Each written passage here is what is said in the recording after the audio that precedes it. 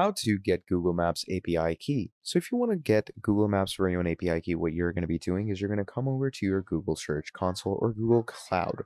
Now over here, you're going to go to Google Maps platform, go to Keys and Credentials, and click on Create Project. And once you click on Create Project, you can give it any name, give it an organization, and click on Create. And once you click on create, obviously it's going to generate an API key for you when it comes to Google Maps.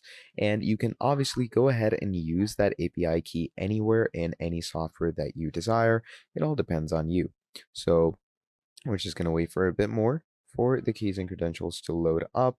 And in that project, we are going to be able to see the API that they have generated for us. Obviously, it's going to be a, you could say, private API. So it's better to keep it to yourself. Okay, but yeah, that's generally how you're going to be creating a free API for yourself.